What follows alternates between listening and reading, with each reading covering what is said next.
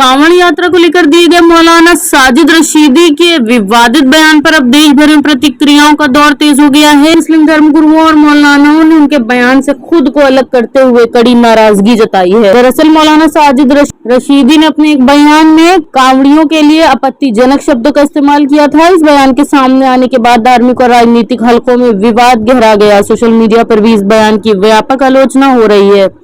अब कई प्रमुख मौलानाओं का कहना है कि किसी भी धर्म या उसके अनुयायियों के प्रति अपमानजनक भाषा का प्रयोग करना पूरी तरह गलत है।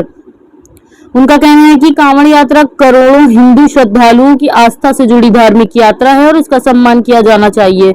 उन्होंने कहा कि इस तरह के बयान समाज में तनाव पैदा करते हैं और सांप्रदायिक सौहार्द को नुकसान पहुंचाते हैं। धर्मगुरुओं ने ये भी कहा कि इस्लाम अमन, भाईचारे और आपसी सम्मान का संदेश देता है।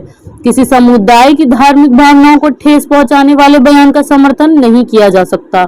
उन्होंने सभी लोगों से संयम बरतने और विवादित टिप्पणियों से बचने की अपील की। इस मामले को लेकर राजनीतिक प्रतिक्रियाएं भी सामने आ रही हैं। कई नेताओं ने बयान की निंदा करते हुए कहा कि किसी भी धर्म या समुदाय के खिलाफ अपमानजनक टिप्पणी स्वीकार नहीं की जा सकती। वहीं कुछ लोगों ने संबंधित एजेंसियों से मामले की जांच कर उचित कार्रवाई की मांग भी की है।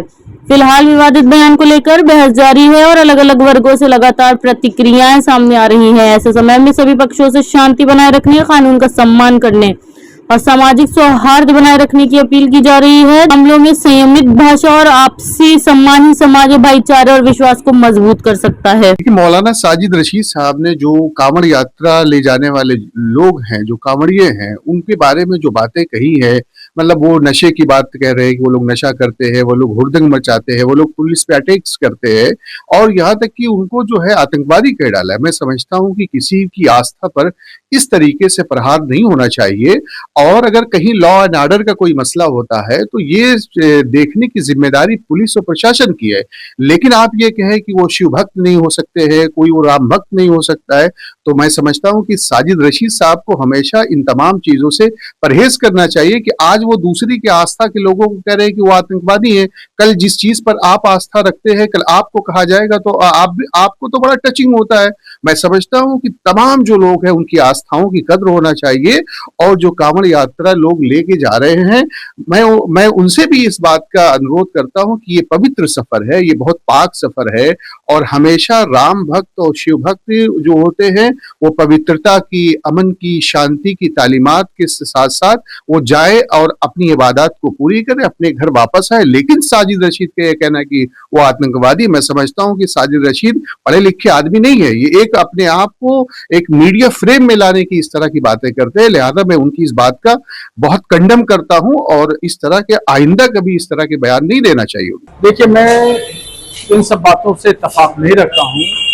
कांवड़ एक धार्मिक कार्य है और उस धार्मिक कार्य के लिए जो लोग जा रहे हैं वो धर्म कर्म में आस्था रखते हैं, इसीलिए वो जा रहे हैं।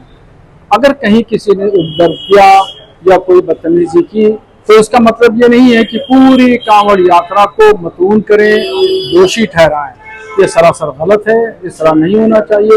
ये तो इस तरीके से ऐसा है कि धर्म को बदनाम करने वाली बातें हैं और एक धार्मिक काम करने वाले व्यक्ति को नशेड़ी कहना, नशा करने वाला कहना, ये तो एक तरीके से अपमान है। इस तरह के बातों से बचना चाहिए और विवाद नहीं खड़ा करना चाहिए। इस तरह के बयान दे रहे हैं उनके लिए, जो लोग इस तरह बयान दे रहे हैं वो माहौल को खराब करना चाहते हैं और ऐसे लोगों के लिए कानून की धारा में जो भी प्रावधान है उसके तहत उनके खिलाफ मुकदमा कायम होना चाहिए, गिरफ्तार होना चाहिए।